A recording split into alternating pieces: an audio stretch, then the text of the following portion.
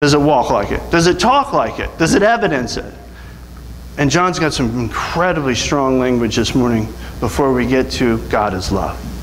That which was from the beginning. Can you wrap your mind around it? Jesus pre-existed the nativity story. In this week's reading, we've read in Colossians. Who was the creator, according to Paul's letter to Colossians? Jesus himself. This is an incredible statement of who Jesus is. Jesus isn't just that lamb-carrying guy that looks good on postcards. He spoke the world into creation. And what is so utterly, incredibly amazing that the next line is, which we have seen with our eyes.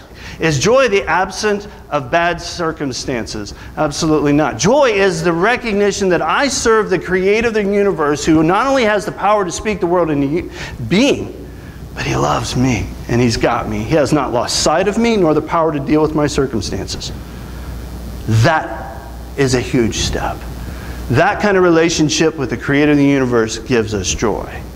I'm not talking about just stumbling into darkness every once in a while, but if your habit, your practice, what you do on a regular basis is evidencing darkness, you say one thing but do the other.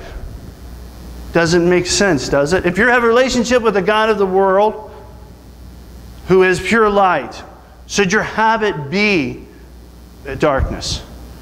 Reflecting, evidencing, being a person who is known as, wow, they live in darkness. You cannot say that. This is where John starts some really hard words. If you're going to claim to have a relationship with this Jesus character, this is what it's going to look like in your life. It's going to show itself. This God-following business, this Jesus-following business, you mean this has to do with other people around me? Absolutely. You call yourself a follower of Jesus, a Christian, a disciple of Jesus Christ. That gives you the ability to have the ministry of reconciliation and to have a relationship with other people who are also following Jesus. You are not in the business as a Christian of doing this all by yourself. Does sin still matter to you? Does it still break your heart?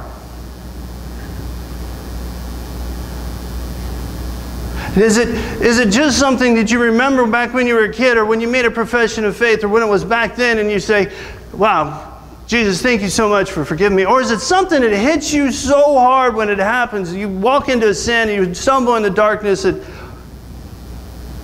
boom, God, I'm sorry.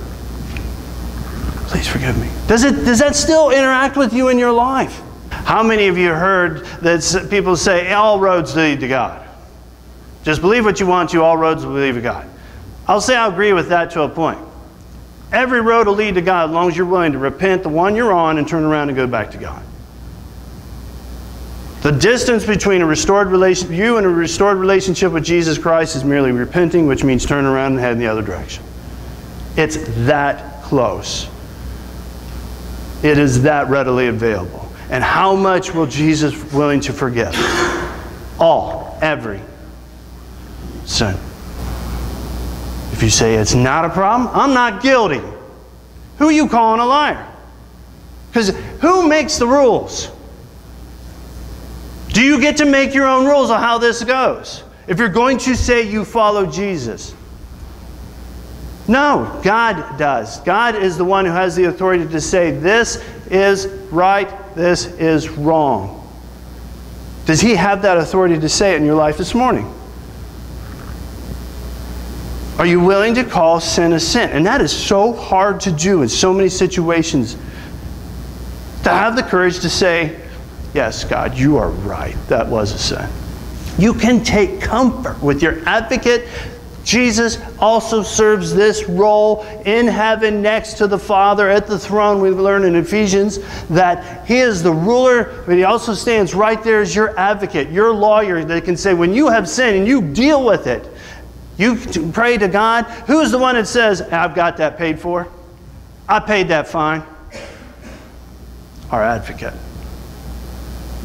It's a beautiful image, is it not? Who is on your side?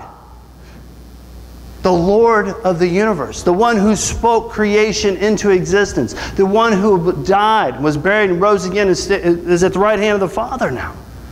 What a liberating thought. Could that add joy to your life this morning, believer? If you're a follower of Jesus, that should, whoa, look who loves me. So we know the liars. We don't see any fruit nor light.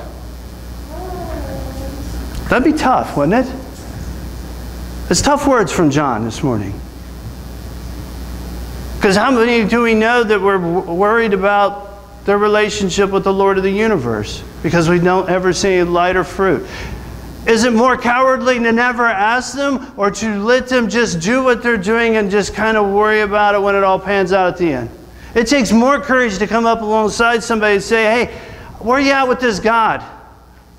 You say you follow Jesus, but it's been a while and we're good friends and we've developed a relationship with each other and I'm not seeing nothing.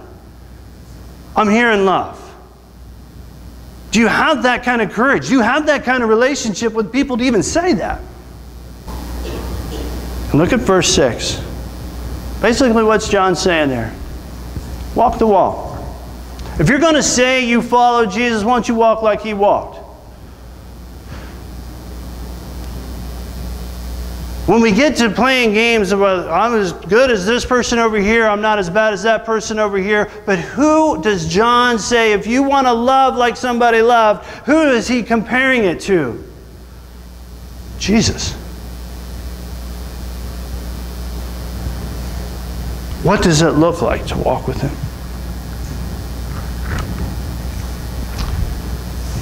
It looks like something's happened.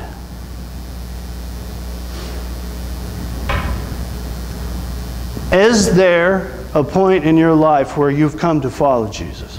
It said, I'm no longer the king on my throne, Jesus is. And if that's happened, what does life look like afterwards?